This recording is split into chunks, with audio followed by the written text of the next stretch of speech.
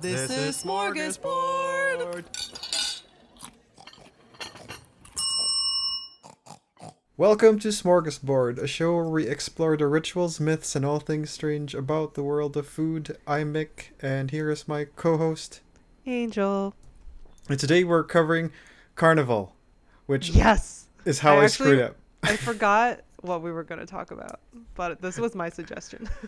Okay, so this is where I completely screwed up, as I was telling you before recording. Whoops. Do we have to start over? No, because I typed Carnival, and the first thing that came out was the Carnival in Brazil. Carnival. And I was halfway through researching the Carnival when I realized, wait a minute, I'm pretty sure Angel said cotton candy. And Yes, I said funnel cake. And then I hit the we point can of talk no about return. both. So I'm like, whatever, I'm just gonna keep going. Just keep going. Yeah, I think you will be pleasantly surprised about at least the origins of Carnival. But for anyone like Angel who was excited to talk about carnival food, I screwed funnel up. cake? Hello? So we'll do that next week. Okay, we're not... No funnel cake. Next week we will cover carnival food. This That's week part 2. Yeah, that will be part 2. And Part then 2. we're going to talk about food on Carnival cruise ships. Ooh. Wait, like I don't know. Wasn't one of them like a COVID ship? there was a carnival COVID ship? There was a cruise ship. Well, remember how all the cruise ships had like COVID Right. in the beginning? I think one of them was a Carnival Oh. cruise ship. As in the brand. Oh. I didn't know that was a brand. Oh, yeah. No, it's not like clowns on board. That's what I was. Horrifying. I was like, it was either that or a bunch of Brazilians in a boat, so I wasn't sure which one Brazilian clowns on a boat. it was. Yeah, we'll leave that for part 3 of the Carnival series. Yes. Yeah, cruise ship food was actually pretty good. They are actually. I would think it would taste like old people, but it tasted No, it was pretty great. It was Yeah. like dessert on demand. good. There was unlimited Jello when we went on a cruise. Yes, So there was unlimited Jello for me I like too. that. Okay, So- but back to the first carnival we're gonna talk about. Yeah. So yeah, today we're gonna talk about Carnival. I guess before that, what's in your palate this past, I guess, 6 months? It's like 6 months. It's been a while since we've done an episode. We've I been busy discovered with COVID. in like work during COVID. Yeah, sorry. We're during COVID. We've been lucky not to get COVID. Yes. Yeah. There's a one close call that was really confusing. Yeah. That's right. But It's a good thing we didn't get. no, I was very confused. But Yeah. anyway, what have I been eating? I discovered that I love deep fried jalapenos. Ooh. So With the crunchy, batter and everything? So salty. Yeah, not like freshly deep fried, but they sell it in packages. Oh, And I cool. kind of eat them like they're chips. Cuz I don't like potatoes, but fried Do hot things. Do they sell love that it. in bulk, or do you just buy like 10 packages of it? They used to sell it at Costco, but then they stopped. Oh. And then so now I have to get like smaller packages. Do you chop them up and then throw it into a bag of Cheetos Oh, I should try that. or veggie straws? I can mix them with hot veggie straws and hot Cheetos. Ooh, Just for like yes. a bowl of hot snacks. That sounds amazing. that are not actually hot. You'd probably go through quite a bit of that. It's like more sodium than hot, Hmm. probably. But yeah, that's my current obsession. I'd buy that. That sounds amazing. Next time I visit you, if I ever get to visit you, I will throw a bag at you and you can try it. Okay, but what are you eating as you're away from society? I've been eating a lot of Ia's food. So she's been cooking a lot of fried. Actually, yesterday she cooked this fried rice with ground meat or something. It Or was really something. tasty. Mystery rice. I like it. We've been doing a lot of, because I think this is inspired a lot by the leftover show, like the cooking show where people use leftovers to make dishes on Netflix, and Nice. I think she's been inspired by that. So we've been cooking dishes and buying food. Are you So like intentionally making leftovers so you can cook with leftovers? I don't Like, think are it's you intentional, but we Okay, end up doing it. So right. yesterday we did we bought tempura from a Japanese restaurant and then made fried rice from like leftover rice and ground meat. Nice. Yeah, I was picturing you guys like making double the portion that you usually eat just so you can have leftovers to make leftover stuff. Honestly, I think if we get into like a good rhythm, we probably would. And if you haven't seen the show, you should watch it. They make like food look good. They make food look good on a cooking show? No. Yeah. Well, because it left like they'll give them leftovers, like half a fried chicken and French fries and stuff, and then they have to turn it into something else. Oh, okay. I would make a nest out of the fries and then make a chicken sculpture. I mean, someone used the fries or like the noodles or something, and squished it again, and then turned it into wonton chips. Oh, It was pretty smart. like Yeah. reformed, whatever. Reformed carbs. Yeah. So yeah, that's what I've been eating. But anyway, back to the Carnival, which is Carnival, I guess is how Carnival? supposed to- Carnival? Carnivali. Someone correct us, please. One of our two listeners. Yes, one of you must speak. Oh my god, what language is this? Yeah. But yeah, the Carnival is an international celebration that's usually held during February or early March. While it's celebrated all over the world, it's mostly known to be celebrated in what country? For Brazil. 500 points? Yeah. Yeah. I know something. Yeah. In fact, it's celebrated so much in Brazil that it's known as the world's largest festival. It has so much dancing, floats, parties, and of course, food. Yay. But I guess before we go deep into the food of the Carnival, wanted to cover more of the origins of the Carnival first. We don't really have time to cover, obviously, all the origins of every country about Carnival, so we'll just focus on Brazil. Some highlights. This is Um, the the highlight reel. The highlight reel, exactly. The origins of Carnival come from, as pretty much everything we talk about here, Catholicism and colonialization. Ah, yes, the big ones. The word itself, Carnival, roots from the Latin words carne and val, meaning farewell to Meat? meat or goodbye flesh. I know what carne means. As Yeah. carne asada. Yeah, exactly. And then val, I guess, means goodbye or farewell. That sounds kind of morbid. Would you want A to little bit murdery? Just a little bit. Would you, with those clues of Catholicism, colonialization, and the definition as farewell to meat, would you want to guess why it's called farewell to meat or goodbye flesh? I'm kind of scared. It's the vow that you take when you become a vegan. A Catholic vegan Yes. before you colonize a country. Yeah. You gotta be plant-based. Uh, unfortunately, I not. got it right. No. Dang. It's actually not as exciting. The reason why it's called farewell to meat is it ties into the Catholic holiday called Ash Wednesday. It's kind of like the beginning of fasting for Catholics before Easter. So think of it, I guess, like how we did the Eids back a few episodes ago, where they celebrate after they fast from the Ramadan. Mm-hmm. Carnival for them would be a celebration before they say goodbye to meat, which is what happens on Ash Wednesday. Because everything's burnt to ash. You can't eat it. Sure. Ash Wednesday itself is kind of a ritual where Catholics fast from eating and put ashes on their forehead. It's apparently supposed to be a symbol of death and repentance. Something about ashes where you're born and from ash you will return. Ashes to ashes. Yeah. That's, I think, where that comes from. Got it. Ash Wednesday is also the beginning of what Catholics call Lent, which is the 40-day time of fasting and sacrifice. This is kind of a whole episode in itself to explain Lent, I think. And it's about not eating, which is similar to Ramadan as well. So that's why Carnival happens between February to March is because Carnival always starts on the Friday before Ash Wednesday and ends on Ash Wednesday. And Ash Wednesday doesn't happen on the same day every year, similar to the Eids as well. Right.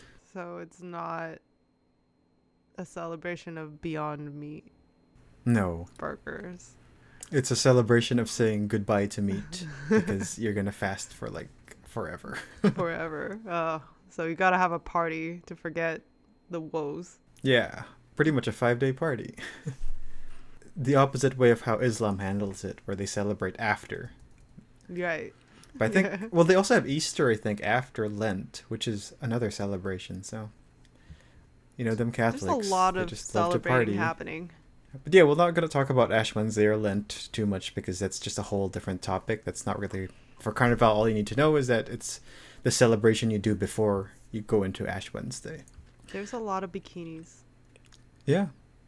I feel like that's just Brazil in general. Yeah, okay. Yeah. Carnival itself was brought to Brazil by Portuguese Catholics as early as the 1600s. During this time, though, I don't think it was called Carnival. From what I found, it was called Entrudo, which is a similar festival, but it also apparently included a big water fight. Ooh, that sounds like fun. Yeah, I think we should cover Entrudo at some point. This seems fun. Eventually, though, Entrudo became Carnival as we know it today, and the water fight was taken away. And the celebrations became more of a party, similar, I guess, to like a ball. The celebration itself root in the Parisian tradition of masquerade parties. That's, I guess, how you'd kind of imagine what these balls would have looked like, at least for the colonizing Portuguese. I don't think it would be a masquerading party for the slaves and indigenous Brazilians. No, they just look at these colonizers like, these fuckers are crazy. Exactly. Pretty much. Although there were some research that suggested that back during Intrudo, it was open to anybody to have that water fight. So I don't know if everybody meant all kinds of Portuguese colonizers Right. or actually meant all kinds of people in Brazil. I highly doubt that it means all people, just because, you know. I do too, because they did say something about how the water fight was inclusive and anyone can water anyone. I don't imagine Portuguese colonizers being happy with their slaves throwing water at them. Water, exactly. It's like, you cannot be having fun. Yeah. Stop it. No fun.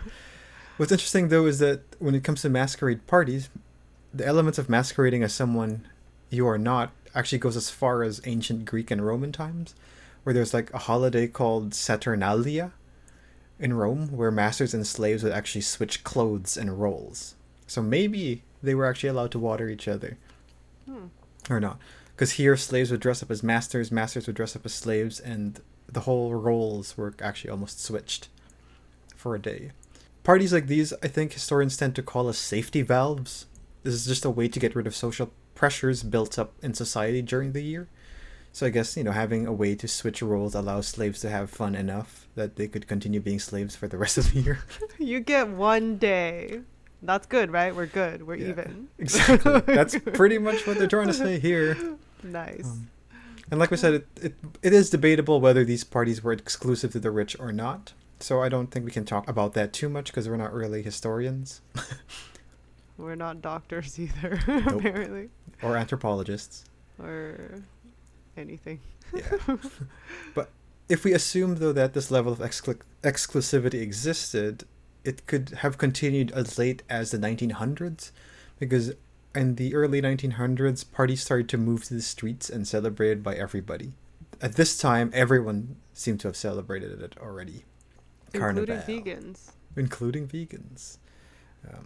Now, maybe a theory could be that everyone in Brazil could have celebrated it, but maybe the parties were segregated. Who knows? That's, again, something we can't speak to.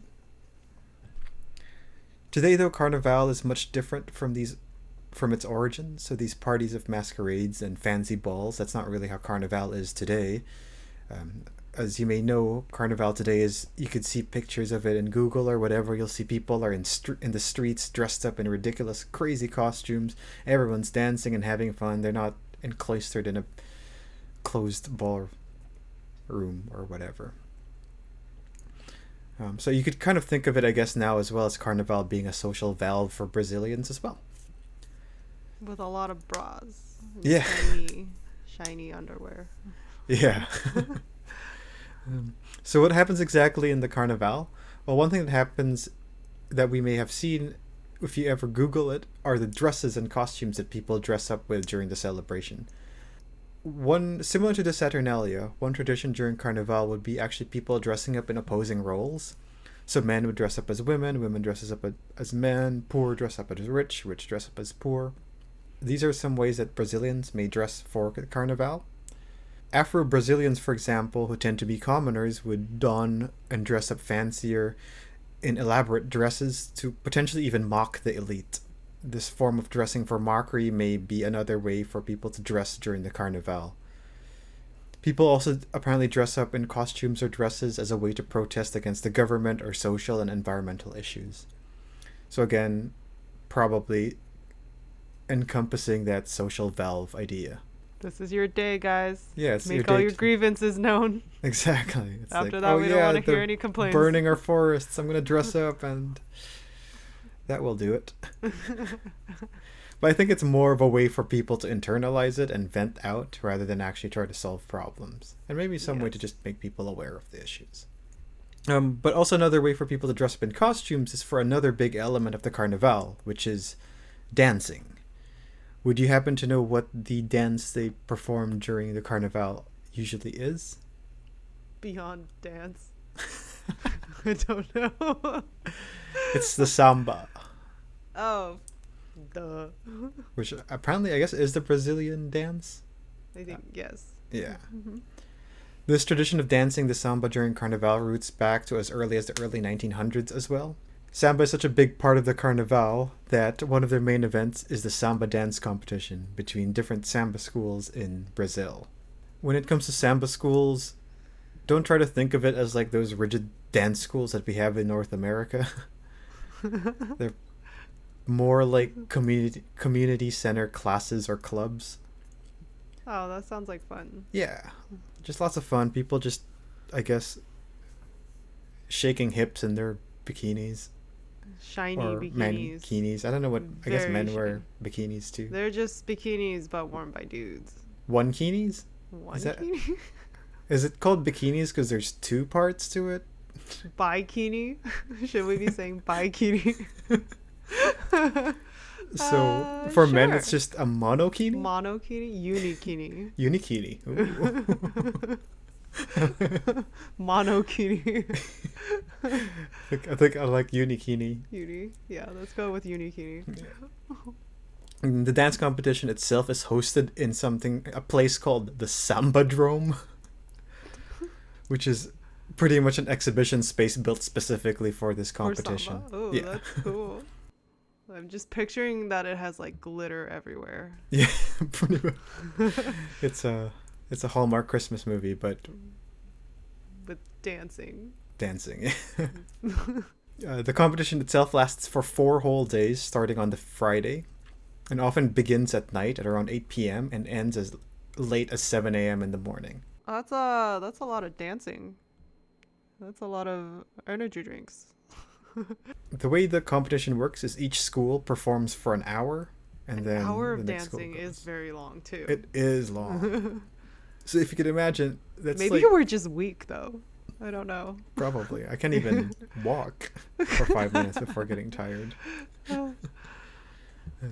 Yeah, I think we're just weak. We Yeah. can't samba. Yeah, but imagine that they're like it's 12 hours of dancing every day for 4 days, and it's an hour for each school. So there's a lot of samba dance schools in Brazil. Yeah, I bet. It's like, how many Starbucks do we have in one block? Pretty much. Each samba school, as we said, has an hour to show their prowess in dance. But we're not really a dance podcast, so I'm not going to cover how they dance. I'm assuming they just dance the samba for an hour. Yeah, As far as I'm just gonna picture that in my head. yeah, when it comes to the presentation, as far as I know, all I know about these dance presentations are that they're led by a female flag bearer called the Porta Banderia, and are led together with a male dancer called the Mestre Sala, who is apparently the flag bearer's protector. These two are usually the Bodyguard. best dancers of the school, and they kind of walk in. Imagine, like, I guess the Olympics when the countries are coming in. They kind of Oh yes. walk in first, and then everybody follows. The dancers, the drummers, and everyone else follows. Everyone's dressed up in these elaborate costumes. Usually, there's also a float that comes with them. Ooh, a whole float. And the school's queen, who's also one of the most talented dancers, are usually found with the drummers dancing there. I'm assuming she's at the float, probably. She's at the helm. Yeah, pretty much. Doing the queen's wave, but in a samba way. I guess for those listening, you have to watch the YouTube video to see what stupid dance we did. We did a stupid dance. This dance. Oh, right. I'm like, oh, we literally just did it. I was trying to think of like, when else did we do a stupid dance? But yes, okay. We don't dance enough, I guess. No, we never dance. And lastly, before going to food, of course, the Carnival wouldn't be a celebration without its parties. Just like we Yeah. have block parties, I guess, here, Carnival takes that to the next level by having a ridiculous amount of block parties. Each block party, called the blocos, are pretty much massive street parties. These parties are full of music, dancing, parades, celebrations. From how I understand it, these are the parties that you don't really see on TV, because usually the TV focus is probably in the Samba Dome, so that's where most of the promotions and all the hype comes. But you got to remember, the I whole wanna city is visit this partying. drum. Yeah, right. It looks cool. I wonder how big it is. There's that many schools dancing. Is it like an I'm Olympic? picturing it's gigantic. I hope it's Probably exhausted. We get tired just walking from one side to the other. You have to dance across the whole thing. You can't walk. I'd make it halfway and pretend like I'm sinking. Help me! I don't know what I just did. That was a weird action. We would probably be the first presentation because they just want to get us over with. Yeah, do not watch the video of this. Thank Yeah. you. But yeah, these blocos are massive parties all around the city, probably all around Brazil. And just like how every samba school can have their own flair and taste of their dance, every bloco is also different, whether it's the location in the streets or in the beach. It could also be different in the way they play their music, the way they dress up in costumes. There are themed blocos apparently, and even have different kinds of parades. Under the sea. Let's all be mermaids. Oh, that'd be That's so what I fun. want. Then we can really only use our hands to dance. Yes, you can flop your tail. Yeah. That's it. As we talked about in its origins, the origins of Carnival came from food. It was a food festival where you eat before you fast. Nowadays, it's not really a Catholic celebration anymore, but obviously people still eat during Carnival. Unfortunately, they're not cotton candy Oh, or hot no. dogs when it comes to the food in Corn Carnival, dogs, but fried butter. most of the food in Carnival do seem absolutely delicious. One of the more popular dishes you'll find in Carnival is Brazil's national dish, the feijoada. Oh god. Feijoada? Or feijoada? Feijoada? Can't help you there. I have no idea. Any of our listeners in Brazil might need some help in that one. But essentially, it's kind of a pork and bean stew. How I kind of see this, it's apparently a very heavy meal, so it's your pre-game meal. The meal you have before your party, or maybe during the downtime to recharge. It's, as we mentioned, a pork and bean stew. Its name itself roots from the word feijão, which is bean in Portuguese. Probably not pronounced that way. Frijoles? Yeah, actually, that's pretty close to the Spanish one. So maybe it's feijão. Feijão. My Asian Chinese accent's coming out by saying something style. We're just gonna go with beans. Beans. Okay. Essentially, the dish itself is rooted from the word beans in Portuguese. The dish itself does have Portuguese roots, but its origin of the dish is likely from slavery or colonialization again, as the ingredients were low cost and easily available. It's an easy way to prepare beans and whatever meat you have. Sounds good. It is It looks delicious. The dish itself is prepared by slow cooking the black beans with pork and some spices, onions, garlic, and tomato.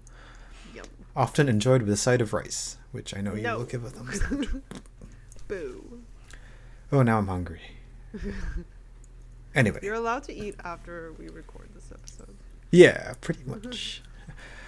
Other dishes, though, could include moqueca baiana, which is a fish stew with this beautiful orange color, probably from the tomatoes used, and flavored with coconut, spices like paprika, cumin, cayenne, and coriander. You should look at pictures of this thing. It looks delicious. I'm picturing it to look like Tang. Yeah, it kind of does. It's very orange, because I guess the tomato makes it dark orange, and then put in the coconut milk and everything with the cumin, cayenne, It's and the paprika. cayenne and the paprika. Give it all that color. It's like all the orangey spices. Yeah. Yeah, it looks delicious. Another dish that you could have is karuru, I think. Ooh. Karuru. It's a green stew of sorts made of okra and flavored with nuts and shrimp. You kind of think of it as, like, I guess, Brazilian gumbo is how I would Ooh. guess that. With okra, it's probably a little slimy, It is. a little snotty. But they do make it kind of a stewy thing, so I think the nuts absorb the sliminess, is how I'm going to guess it. It's a Filipino dish that kind of looks like this, but it has shrimp, so it's not really that. I was expecting it to be a bird. Karuru. Yeah. Karuru. I was wrong.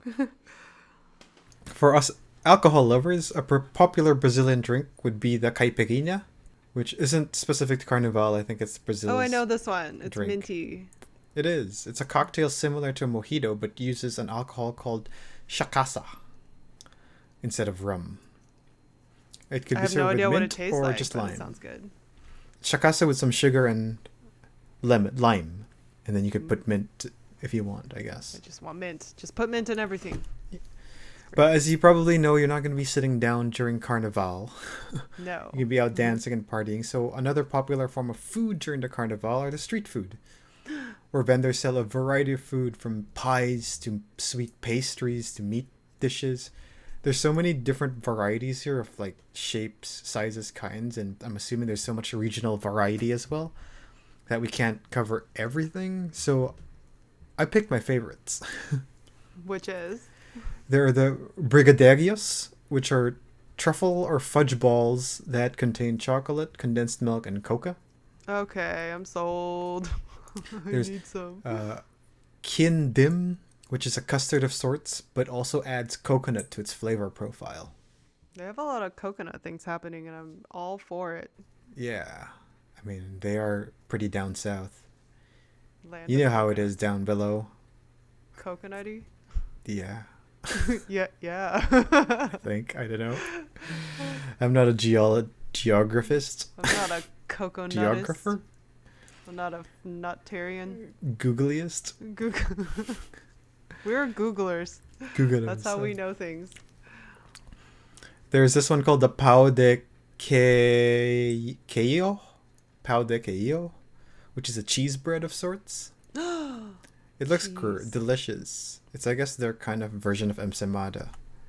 But the cheese is actually cooked with the bread, or baked in the bread instead of having the cheese on top. Mm. There's also the pastel de queijo, which is a deep-fried pastry filled with cheese. I'm guessing queijo is cheese. Queso. Because Yeah, it's close true. to queso. And that, yeah. Maybe. I don't know. How do you spell it? Queijo. Yeah. Close enough. Queijo. I am now Queijo, an like expert queso. about Sure. cheese. Yeah, this one's a deep-fried pastry with cheese. I'd like to think of it as like a rectangular pizza pop, but incredibly But with cheesy. cheese. It just looks I'm delicious. so hungry right now for some There are also cheese. some variations of this that could contain fruits, chocolate, or Yeah, no, maybe take it even out. meat. I just want this cheese Pop-Tart. Yep, That's all I It's- want. it looks amazing. There's also agaraje. Is it made of dog? No. Terrible. I just guess what food it is based on what you make it sound like. Based on how you mispronounce things. Ararahe. Oh wait, it's akarahe. No, it's There not. was a C. I completely did not read.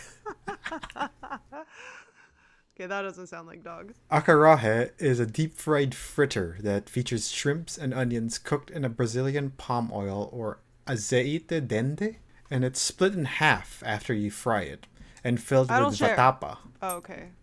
I thought you were gonna split it in half to share. I don't do that. No, you don't share it. Ew, who does that? No, gross. It's split in half so you could fill the middle part with vatapa, which is a paste made out of peanuts. Delish. As we are a smorgasbord people, can't do a food list without any chicken dishes. Yes. So there's the Brazilian chicken coxinha, which are chicken croquettes, and katipuri, which is a sort of cheese. There's a lot of cheese and coconut happening, Yeah. and I'm so here. We gotta for go to it. Brazil. Yeah, can we go to Brazil? How's their COVID? Oh, they're not doing good. They were like one of the ones who Didn't kind believe of did in a Britain COVID. thing, yeah. Like, our bikinis will save us. If you wear it as a mask, maybe. They're like, why put face covering? We barely even cover ourselves. You're gonna need an extended monokini to reach your face. They're like plague masks, the monokinis. Ah, yes. It's connected to your lower parts. What? It makes for easier ventilation? Ew. Just piping. You want to root everything out. I'm not investing in one of those. Yeah, I'm out. But yeah, these croquettes are tear-shaped rather than round, apparently to mimic the look of a chicken thigh, which is what they use for the meal. Aesthetically pleasing. They are. Oh, I'm so hungry now. On the flip side, there are also kibe, which are beef croquettes instead. These apparently have a fairly Middle Eastern influence. It actually comes from Lebanon, I think, rather than Portugal. These ones feature spices like cinnamon and mint in it, which sound like really cool spices to put with beef. Yeah. On a croquette. There's also bacalhau, or little cod balls, which are just fritters with cod and potatoes. It'd be a fun name to give somebody. Who's my little cod ball? My little cod You're ball. my little cod ball. You're Who's such a little cod ball. Oh, you're such a good little cod ball. The most unattractive pet name I've ever heard. Is it a fish? No, it's my dog, dumbass. My dog that's made of fish. Probably will find also a lot of grilled meats and sausages in the street foods. Some examples of these are picanha, which is just top sirloin steak. Top sirloin steak. Yeah.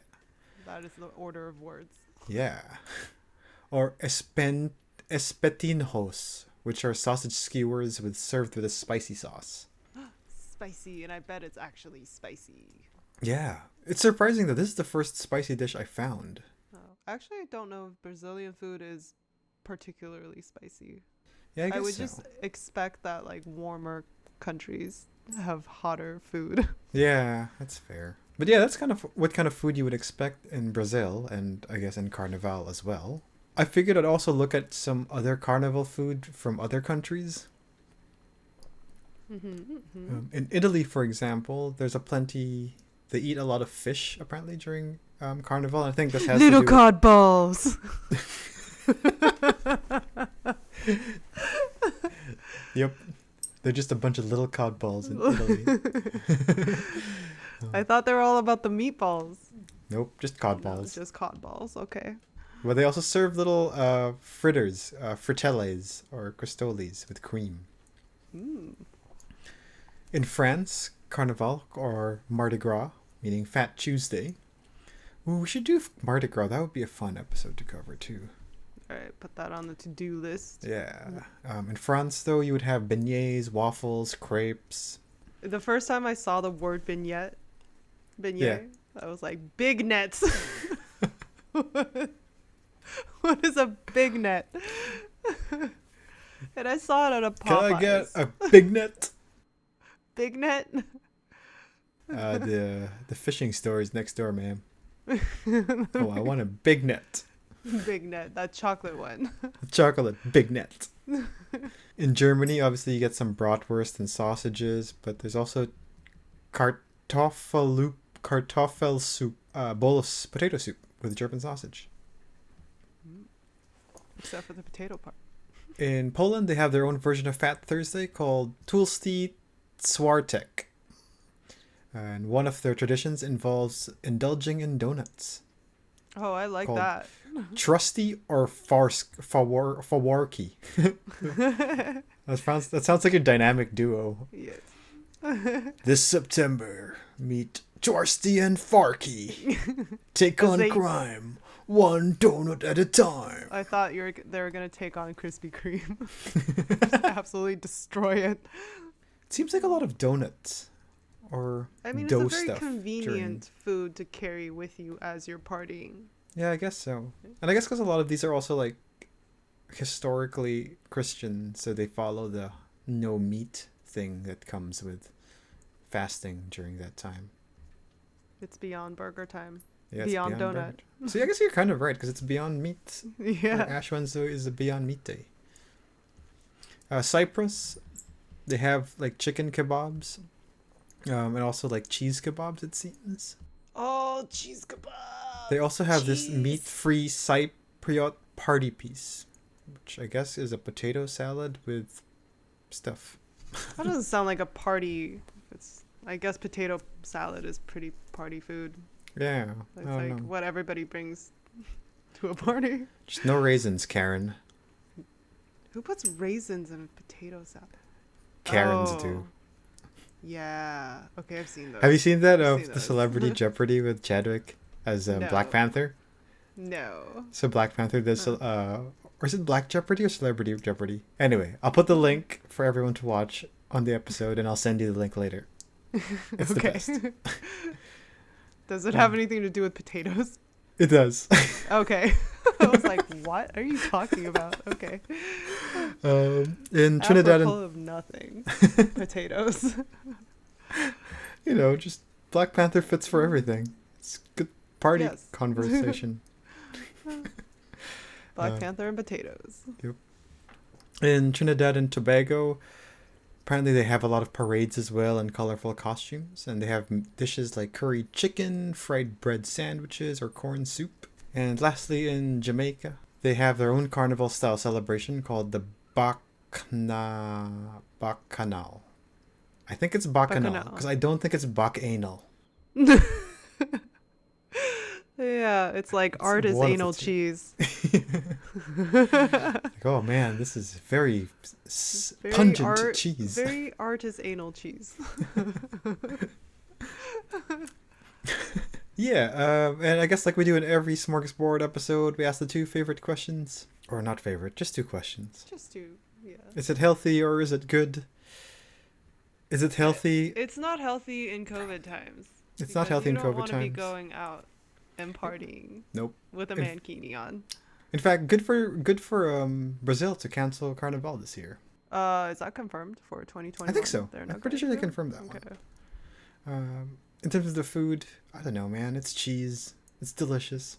It's healthy for your mind. Particularly good for you physically. Yeah, but I mean, I'm sure it's healthy as like food for energy because you're dancing and partying all day anyway. Yes. So I mean, everything is okay. I'm not gonna say everything, but most things are okay in moderation. Yeah. You don't want to eat 5 metric tons of cheese. But I mean, if you're dancing for 12 hours, maybe 5 true, metric tons of but you cheese is what you need. And water. Yeah. Don't forget to hydrate. Ooh, some deep fried jalapenos with some cheese. Ooh. Oh my god. I can make a casserole out of it. Can you, when you buy them, cut it open and put some cheese in it and then stuff it again? It's not. It's like, it looks like chips. Oh, okay. Never mind. They're not wet. What if you get a bike pump and pump it open? If you really want to. You can do anything. And the last question, is it good? Yeah. Brazilian food's delicious. Really good. I've never Caipirinhas are had- delicious. Okay, So- I've never had Brazilian food. Oh, they're so So- good.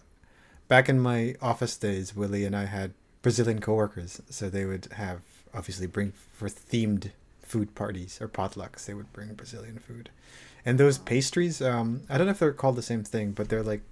I guess it reminded me of those cheese pastries we were talking about. It kind of reminded me of that, but they were like meat versions. So I guess it's like their version of empanadas. Okay. Also similar to like a patty. Yeah. I love those. It's just an envelope filled with happiness. Yep. Yep. I will stamp that to my place every day. And I really think that cheese Pop-Tarts should become a thing. You have to make it sound Portuguese. As a master cheese person, you have to. Artisanal Pop-Tarts. Sure, we're no linguists, but we'll go with that. Yes. So yeah, that's our episode on Carnival. If you have any rituals, myths, or anything strange you want to explore, you could find us at Geek Happy Network on any social media channel, I think. Or email us at team@geekhappynetwork.com. We'd love to hear whatever comment or idea you have for And us to what cover your as an favorite episode. artisanal cheese is. Yeah, you could tag us with your favorite artist anal cheese. Yay. That's it. I'm gonna go eat. That's a wrap. That's a wrap. Ooh. It's almost midnight as we're recording this, but you know what that means. It's snack time. Snack time.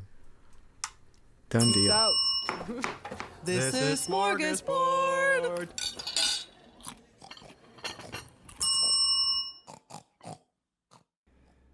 This show was created by Angel Lin and Mik Narciso, hosted by Angel Lin and Mik Narciso, edited by Mik Narciso and Bianca Goico, logo and graphics by Angel Lin, music by Mik Narciso, and videography by Bianca Goico.